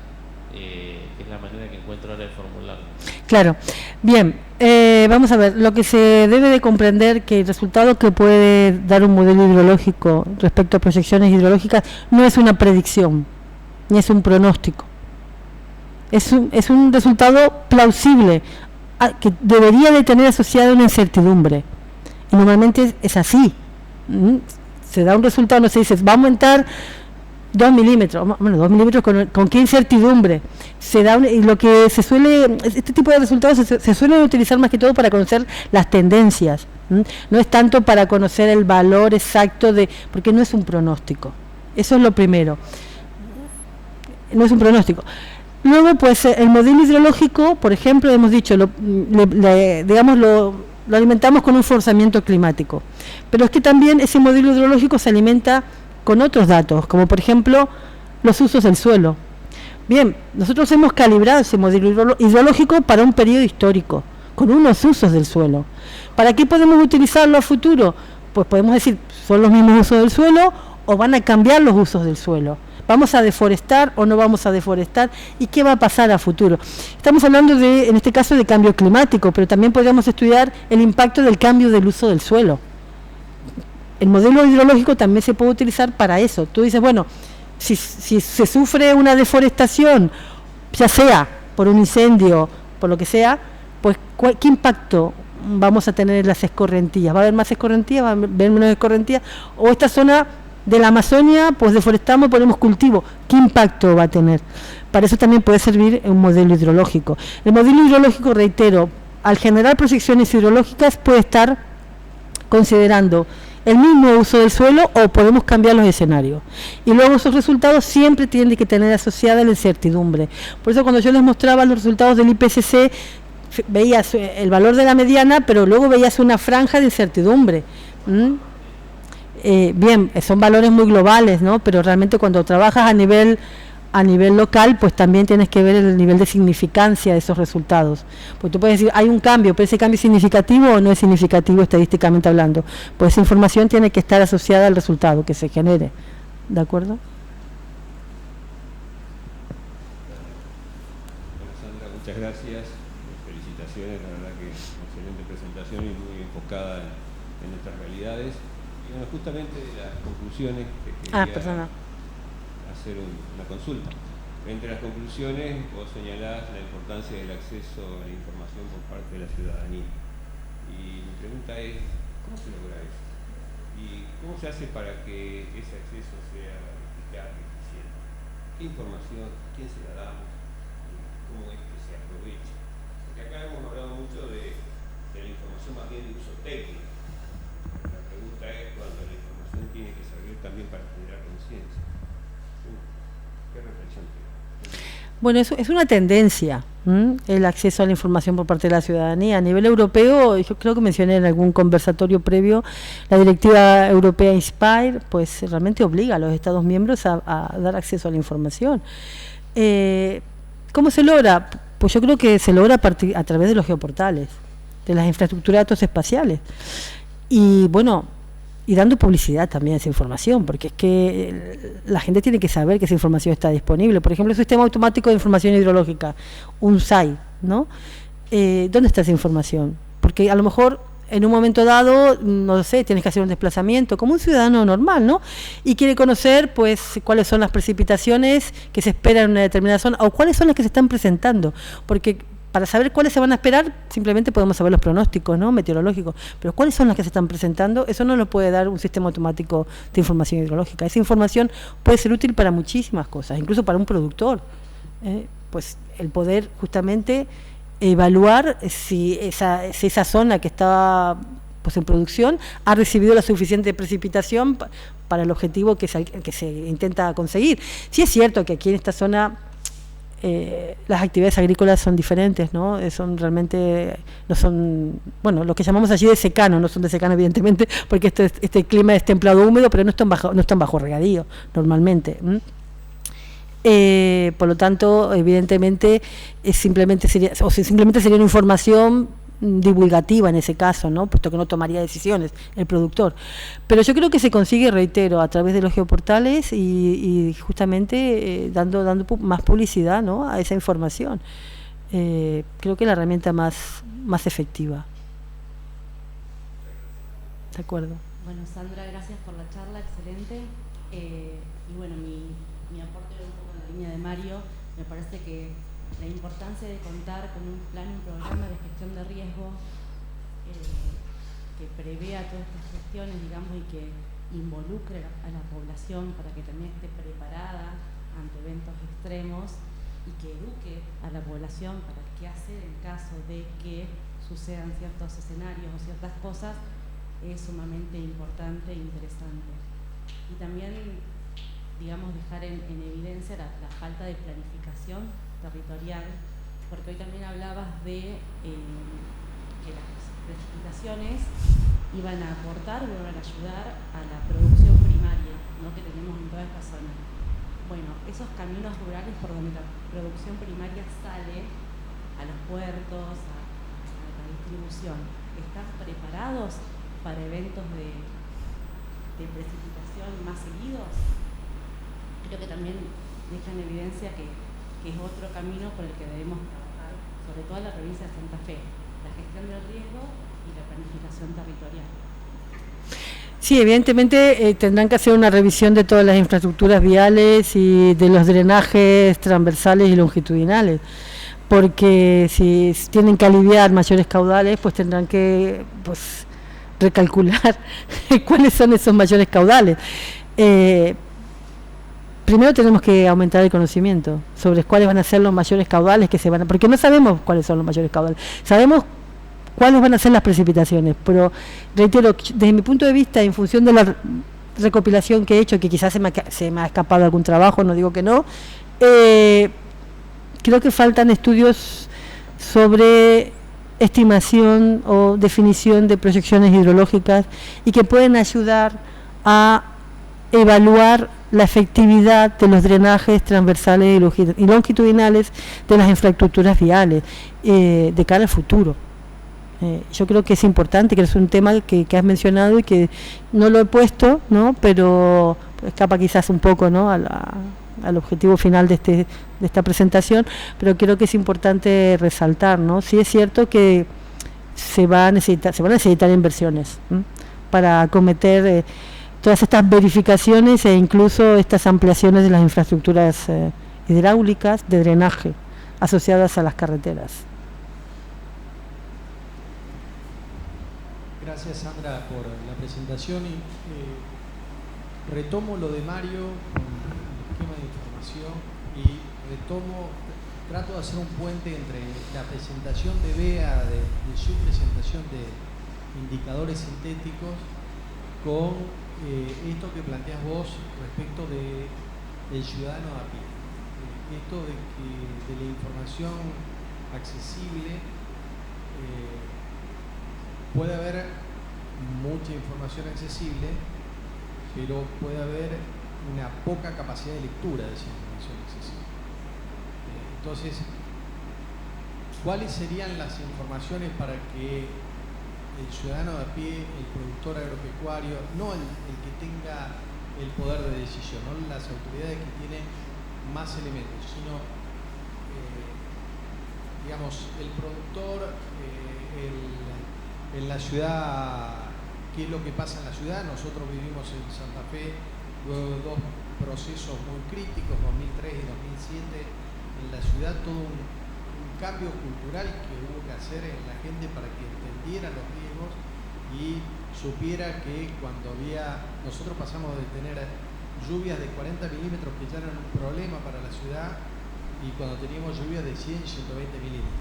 Entonces, ¿cómo prepararse a esos riesgos? ¿Cuáles serían los 5 o 6 datos o las estrategias para hacer accesible esa información, hacer entendible por el ciudadano? Bien, yo creo que habría que basarse en infraestructuras que ya existen en la provincia. Reitero, esa infraestructura de datos espaciales de la provincia de Santa Fe podría ser la plataforma sobre la que trabajar, porque ya existe, a la cual se podrían sumar indicadores que rápidamente y fácilmente se podrían obtener, por ejemplo, desde teledetección, sin mucha inversión. Porque lo otro que he planteado, los sistemas automáticos de información hidrológica, son sensores al suelo. Son sensores automáticos que requieren una inversión, ¿no? O sea, un sensor que tiene que emitir una información, luego tiene que haber un centro de procesamiento de la información, hay una inversión. Pero los indicadores basados en teledetección, yo creo que son fácilmente alcanzables, el costo de generación es muy bajo, realmente es la persona que procesa la información, y son indicadores que están completamente relacionados con la producción agropecuaria, como por ejemplo, he hablado del NDVI, son productos directos de MODIS. MODIS es un sensor a bordo de 2 satélites, hay 2 imágenes por día, Terra y Aqua. Es un sensor de moderada resolución espacial, tenés un tamaño de celda de 250 metros por 250 metros, que para el tipo de producciones que hay en esta zona puede ser suficiente. Para España no, porque evidentemente son otras escalas, pero a partir de esa información también se podría bajar, por ejemplo, la temperatura superficial del suelo, se podría correlacionar NDVI con la temperatura superficial del suelo, y se podrían generar una serie de indicadores relacionados con la humedad del suelo, que creo que puede ser muy importante para el productor agropecuario, y se podría incluso actualizar. No voy a decir 2 veces por día, pero de forma diaria, incorporándolo directamente en esa infraestructura de datos espaciales. Creo que eso sería muy rápido y muy útil para el productor agropecuario. Otra información que también podría ser muy útil y de muy rápido proceso, las estimas de precipitación desde satélite. Por ejemplo, Persian CDR o Persian CCS. Bueno, Persian CCS no es tan bueno, es un producto muy cercano al tiempo real, pero Persian CDR son datos diarios de precipitación y temperatura, son distribuciones espaciales globales. El tamaño de celda es 1 kilómetro por 1 kilómetro, pero también para toda la provincia de Santa Fe tienes bastantes celdas. También se podría incorporar en esa infraestructura de datos espaciales de una manera muy rápida y con un costo muy reducido, realmente. Mientras se implementan sistemas automáticos más relacionados con quizás inundaciones, más relacionados con la monitorización de los niveles en ríos, etcétera, y para alimentar modelos hidrológicos. También se puede hacer, pero a lo mejor en un medio plazo. Lo que te he comentado puede ser en un muy corto plazo. Y creo que toda esa información puede ser muy útil para el productor agropecuario. Humedad de suelo o indicadores relacionados con humedad de suelo, no directamente humedad de suelo, desde teledetección, vigor de la vegetación, NDVI, precipitaciones, temperaturas, reitero, también desde teledetección. ¿De acuerdo? Muchas gracias por tu charla, muy interesante. Voy a hablar en francés. Me va a tener que traducir. Continúo hablando un poquito sobre esta cuestión de la información, el acceso a la información, que evidentemente es una cuestión central, ¿no?, sobre este otro problema que es el tema del agua y de las precipitaciones. Porque en efecto creo que es un tema que es muy importante para poder movilizar a los ciudadanos en torno a la cuestión del cambio climático. Porque la cuestión de las precipitaciones es una cosa que es muy visible, muy inmediato. Y desgraciadamente con consecuencias potencialmente muy terribles para la población. Y entonces sabemos que sobre la cuestión climática, cuanto más el impacto es muy fuerte y más real es sobre las personas, más aún van a aceptar los ciudadanos movilizarse sobre esa cuestión. Yo tengo dos preguntas. En primer lugar, en otro proyecto de investigación estamos reflexionando sobre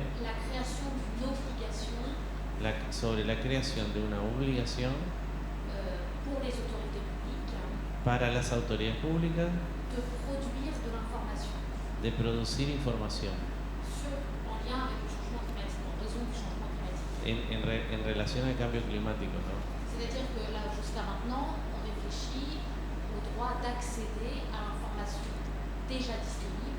Entonces, una cosa es reflexionar sobre la cuestión del acceso a la información ya disponible,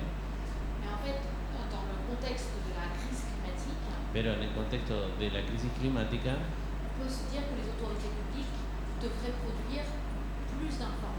ahí lo que podríamos decir o preguntarnos es que el Estado o los funcionarios públicos están obligados a producir en realidad más información que la que tenemos. Eso significaría, claro, financiar más investigación pública.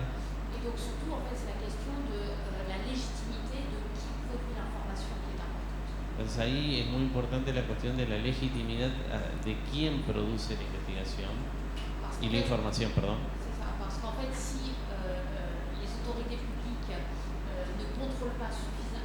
Porque entonces lo que podría ocurrir es que si las autoridades públicas no se implican bien y no controlan bien, no se involucran bien en la cuestión de ver quién es el que produce la información pública, el riesgo es tener una información parcial e incompleta. La segunda cuestión, la segunda pregunta,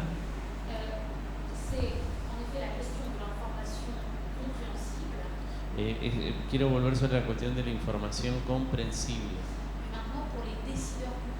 pero ahora para los decisores públicos, ¿no? Pero, porque en efecto las informaciones existen. ¿Cómo comunicar a los decisores públicos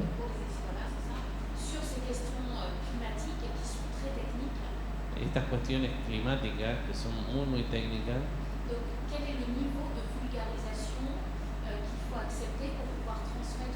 Ahora, ¿y cuál es el nivel de vulgarización? De vulgarización de la información para que podemos aceptar o que sería aceptable para ponerla al acceso de los decisores públicos?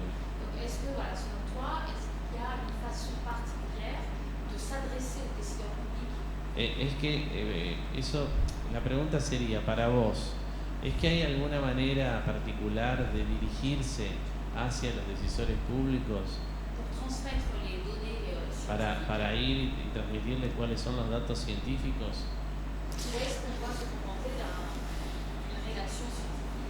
O es que los científicos cuando le comunican a los decisores públicos tienen que simplemente transmitirla en el lenguaje científico y técnico es habitual, ¿no? Vale. La primera pregunta... bueno, ¿quién generaba la información? Sí. No solamente acceder a la información ya producida, sino están investigando ellos de crear una obligación de producir nueva información por parte de los decisores públicos, ¿no? Sí. Bien. Bueno, como tú sabes, en Europa, que ya lo he mencionado, existe esa obligación, ¿no?, de dar acceso a la información. La obligación existe, pero lo que ella dice es de una que no existe, que es de crear la información. Sí, bueno, yo no puedo hablar de Argentina porque desconozco realmente cuál es la situación aquí en cuanto a la obligación de generar nueva información. Puedo hablar de la experiencia que tengo en España. Y bueno, y realmente toda la información relacionada con cambio climático está a cargo de los organismos responsables. La Agencia Estatal de Meteorología es la que provee de los escenarios regionalizados. Evidentemente podemos hacer uso de información provista por Cordex, pero ya a nivel de investigadores. A nivel de información oficial, pues son los organismos públicos, la Agencia Estatal de Meteorología, el Centro de Estudios Hidrográficos, que depende del Ministerio de Fomento, son organismos, reitero, estatales, los que generan la información, ¿para qué? Que sirve de base para la planificación hidrológica, porque aquí al fin y al cabo, ¿para qué usamos toda esta información? Para generar los planes hidrológicos de cuenca, porque en base a los planes hidrológicos de cuenca, definimos qué va a pasar a futuro y cómo vamos a estar preparados para esa emergencia climática. Como puse el ejemplo, ¿no? En una cuenca muy regulada, pues ¿qué vamos a hacer? ¿Vamos a poner más embalses o vamos a recrecer embalses o vamos a conectar embalses? ¿Vamos a hacer trasvases? ¿Vamos a hacer transferencias? ¿Qué acciones vamos a hacer para estar mejor preparados frente a un escenario de escasez hídrica, como va a pasar en España? Escasez hídrica, no hablamos de sequía, hablamos de escasez hídrica. O sea, mayores demandas, menores recursos. Claro. En este sentido. Una cosita, sí. Para ver si acorto la distancia. Perdona, cierto que no. Sí, dos. Perdón. El problema jurídico es que si la información no está producida, a menos conocimiento, menos responsabilidad. Es decir, que si el Estado dice, bueno, esto nosotros no somos responsables, por ejemplo, de un extremo, de un evento, consecuencia de un evento extremo, porque no lo conocíamos. El problema está en que si ellos no ponen el dinero para poder generar esa información, ellos están de alguna manera pudiendo manejar la válvula de cuál va a ser el nivel de su responsabilidad. Se le bastaría con simplemente achicar el presupuesto que es destinado a investigación de eso para decir, bueno, no lo conocíamos. El tema está en si no debían haberlo conocido y no tenían la obligación de generar la información. Sí, en este sentido, decirte, por ejemplo, que en planes hidrológicos de cuenca previos se trabajó pues con unos porcentajes de variación de las escorrentías estimados según la demarcación hidrográfica. Se vio que esa información era muy limitada, puesto que se decía va a aumentar o va a disminuir la escorrentía un 11%. Esa información era muy limitada, muy sesgada, no estaba claro cómo se había obtenido, y a partir justamente de esas limitaciones se invirtió y se generaron estudios donde se implicó, reitero, la Agencia Estatal de Meteorología, al Centro de Estudios Hidrográficos, y se generó información que es la que se utiliza en los planes hidrológicos de cuenca. Puede ser mejor o puede ser peor, puede haber mejores investigaciones, puede haber mejores resultados, pero la oficial es esa, y en función de esos resultados es que se generan los planes hidrológicos de cuenca y luego el plan hidrológico nacional. Entonces sí hay una inversión desde el punto de vista de las autoridades españolas en mejorar el estudio del impacto del cambio climático en los diferentes sectores, no solamente las precipitaciones, sino la existencia de los embalses y bueno, y toda la cadena, ¿no? Digamos, todos los impactos en las actividades. Creo que es importante ese aspecto porque estoy de acuerdo contigo que si no está esa información oficial, pues a lo mejor tampoco se genera la obligación, ¿no?, de tenerla en cuenta. porque a lo mejor hay investigaciones de muchos investigadores muy prestigiosos, etcétera, pero no es una información oficial y según el investigador puede aumentar o puede disminuir según el modelo que ha utilizado. Por eso se generan esos escenarios, reitero, regionalizados, y se alimentan esos modelos y se sacan unos resultados con un nivel de incertidumbre asociada, pero que sirven de base para la planificación. No sé qué otra pregunta había hecho. La segunda pregunta, ¿cuál era? ¿Cómo considerás que es mejor dirigirse y hablarle, informar al decisor público? ¿Sí con un texto más de divulgación científica o con los textos científicos como se suelen hacer? Bueno, digamos que hay herramientas intermedias, ¿no? Como los sistemas de soporte a la decisión, que están incorporando la información, los modelos y luego herramientas de toma de decisión, que incorporan una interfaz gráfica de usuario que facilita el acceso a la información. Los sistemas de soporte de decisión, para que sean considerados sistemas de soporte de decisión, tienen que tener esos elementos: una interfaz gráfica de usuario, un sistema de alimentación de información, herramientas de procesamiento y herramientas de toma de decisión. Normalmente el decisor, por lo menos a nivel de demarcación hidrográfica en España, es un ingeniero. Normalmente, puede no serlo, puede ser un abogado también, no digo que no, pero sí es cierto que suele haber, o sea, aunque no tengan los conocimientos de ingeniería, tienen asesores, ¿no?, para interpretar la información que se facilita. La información tiene que tener un sesgo técnico, evidentemente. Desde mi punto de vista, tiene que ser una información técnica. Ser más bien técnica y no una vulgarización. Desde mi punto de vista, en este aspecto, sí. Y si la persona receptora de esa información no tiene conocimiento suficiente para interpretarla, que puede tener asesores. Desde mi punto de vista. No puede realmente simplificarse. Puesto que acabamos de decir que hablamos de una proyección con un grado de incertidumbre, pues son conceptos estadísticos que tiene que entender, desde mi punto de vista. Sandra, muy buena la presentación. Yo quería decir, bueno, respecto a la información que esté disponible, bueno, para los ciudadanos, digamos, me parece que está bueno monitorear la provincia, dado la demanda hídrica que tiene en cuanto a lo que es el campo, y me parece que está buena la propuesta de incorporar sistemas de medición, como por ejemplo la evapotranspiración, que se vincule directamente con los sistemas de riego, cuánta es la demanda de agua que van a tener, incluso las proyecciones a futuro. Incluso se podría repensar esta cuestión de seguir expandiendo la frontera agrícola y usar lo que ya está a disposición, digamos. Y después, a mí me llamó la atención el título, Evaluación del impacto del cambio climático en la frecuencia y severidad de eventos hidrometeorológicos extremos y su vinculación con humedales de la provincia de Santa Fe. Hay una propuesta por parte de provincia, que fue la charla que nos encontramos jueves, que se habla justamente de generar algún tipo de intervención en lo que es los humedales del norte de Santa Fe. En el caso de que, por ejemplo, se quieran generar nuevos canales o de una manera canalizar todo ese sector húmedo, ¿qué impacto podría, con los estudios que usted ha hecho, generar en lo que es el clima en la región? ¿Podría tener algún efecto positivo o negativo? ¿Cómo lo ve usted? Bueno, he estado en ese conversatorio del pasado jueves y bueno, creo que se dejó muy claro que no se construyeron nuevos canales, sino que se hizo una limpieza de canales existentes. Entiendo que no plantearon la construcción de nuevos canales. Sí plantearon que se haría un hidrovial, ¿no? Que sería un hidrovial, pero tampoco se planteó claramente las características de ese hidrovial. Por lo tanto, sin tener mayor información al respecto, tampoco te puedo dar una respuesta clara sobre cuáles serían los impactos.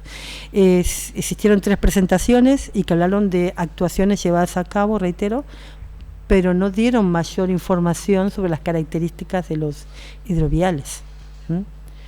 Por lo tanto, la información con la que cuento es insuficiente para darte una respuesta acertada a la pregunta que estás planteando. En cuanto a la incorporación de evapotranspiración que comentas, bueno, realmente planteamos, desde el punto de vista de la evapotranspiración, una estimación, bueno, yo he planteado hace un momento, he comentado, una estimación desde teledetección, que en todo caso sería una estimación considerando indicadores relacionados con temperatura superficial y con NDVI.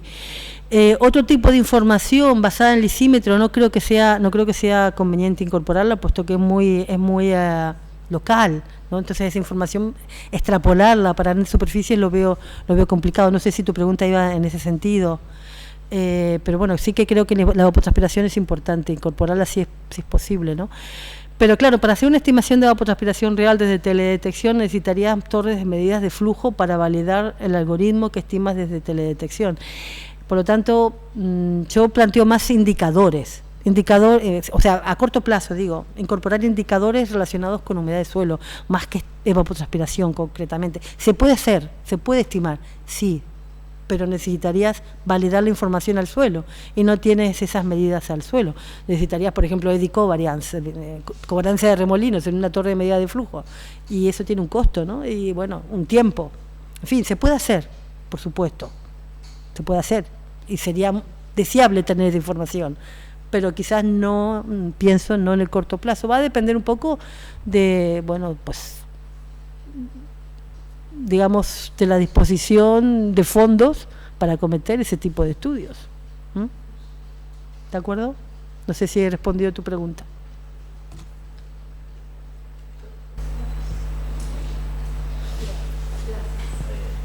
Un poco complementario. Bueno, primero, Sandra, muchas gracias por tu presentación, absolutamente clara, impecable para que una lega en temas de cambio climático, que no sabe que es un monstruo que está detrás, pero no sabe realmente qué es.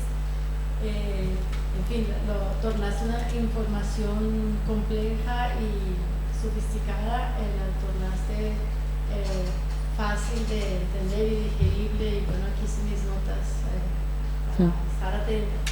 Pero creo que siguiendo lo que colocó Emily, lo que colocó Mario, lo que colocó Gonzalo, nosotros que no somos del área científica de la ingeniería, bueno, ustedes ven, bueno, Gonzalo, yo, Emily, que venimos más de otras ciencias, el tema de tornar la información científica accesible al público es importantísimo, y más en nuestro contexto de América del Sur. Viendo todo esto me vino así a la cabeza el problema que ahora cuando viene el verano se comienza a presentar en Brasil, en Colombia, aquí por arriba de la pampa, arriba, que son todos los deslizamientos por los eventos, por las lluvias severas, ¿cómo dices tú? Los eventos extremos de lluvia. El año pasado tuvimos, fue Petrópolis, que fue una cosa espantosa, una ciudad importantísima, una ciudad histórica, una ciudad, en fin, absolutamente desfasada. Le dice Gonzalo, no hay a quien cobrarle porque el prefecto no sabía. Entonces, bueno, sin comentarios. Bueno, yo creo que el periodista ambiental es un personaje que deberíamos de activar. O sea, creo que, como tú dices, sería un profesional que puede ayudar mucho en traducir esas informaciones complejas y científicas a quien puede tomar las decisiones, ¿no? A la ciudadanía que tiene que, por ejemplo, tiene que evacuar una región porque hay un evento. Creo que sería un buen aliado, no sé, me parece que periodistas especialistas en este tipo de información podrían contribuir muchísimo, principalmente para sensibilizar a la ciudadanía, ¿no? O sea, personas capacitadas en traducir toda esta información científica a un lenguaje que sea vulgarizado, pero pues, en fin, sería un lenguaje digamos, accesible, ¿no? Y activar esas señales de una manera más masiva, ¿no? Bueno, alerta naranja, alerta roja, eso que sí. Bueno, pues realmente esto se hace. O sea, en los sistemas de alerta justamente aparecen alertas amarillas, alerta naranja, alerta roja, y cuando se superan, las precipitaciones superan determinados umbrales. Pero aquí estamos hablando, digamos, de dos niveles de información. Un nivel de información más orientado al tomador de decisión, el que tiene que decidir si se hace una infraestructura hidráulica, si se invierte este dinero, si el que tiene que firmar, digámoslo así, necesitan información técnica completa. No podemos vulgarizar la información, tenemos que facilitarle toda la información técnica completa. Y otra cosa es el ciudadano de a pie, que a lo mejor simplemente quiere conocer el estado de su campo, si va a estar anegado o no va a estar anegado. Y bueno, sí, en esa infraestructura de datos espaciales se puede poner evidentemente un código de colores cuando se pasan determinados umbrales, y bueno, esa información evidentemente se simplifica y alcanza al ciudadano que no tiene un conocimiento y no tiene por qué tenerlo, pues de unas variables climáticas, etcétera. Sí, pero estamos hablando de otro nivel de información. Cuando hablamos del tomador de decisión, yo pienso más en la persona que tiene que tomar la decisión de construir una hidrovial, de ampliar todos los drenajes transversales, que la inversión que tiene que hacer es muy elevada y tiene que estar justificada técnicamente. No puede ser simplemente con un código de colores. O sea, tiene que haber una información y un informe técnico y con una incertidumbre asociada, etcétera, etcétera. Y luego está el ciudadano que quiere tener más información. Pues a ese ciudadano se le tiene que facilitar la información de una forma que sea accesible y entendible, y se hace. De hecho, en España tú entras a un SAI o un visor y ves los valores de los pluviómetros y ves las alarmas y ves los indicadores. En fin, yo digo España porque es la experiencia que tengo más cerca, ¿no? Y que creo que aquí también se puede hacer, sin mucha inversión realmente. Ahí hay como dos informaciones para el público, ¿no? Está la del productor que quiere, bueno, conocer mejor. Después lo que dice ella, que es el tema de la alerta inmediata en la gestión de riesgo, que se hace muy mal. En términos generales, en la región nuestra se hace muy mal, no está regulada, digamos, así. Porque uno dice, no porque sea abogado, digo, no está regulada, eso quiere decir que no la tenemos bien, bien, como dicen en Francia, bien ciblé, ¿no? No tenemos bien decorticada, digamos, al asunto, no lo tenemos muy claro, y los comunicadores sociales, la gente que hace comunicación social más que periodismo, hay un grupo de gente especializada en comunicación del riesgo, que la verdad podrían estar más cerca de los gobiernos en algún momento y asesorarlo mejor. Nosotros tenemos varios casos para citar, pero encerrarlos bien de cómo ahí se tiene que hacer la comunicación inmediata y la alerta inmediata, ¿no?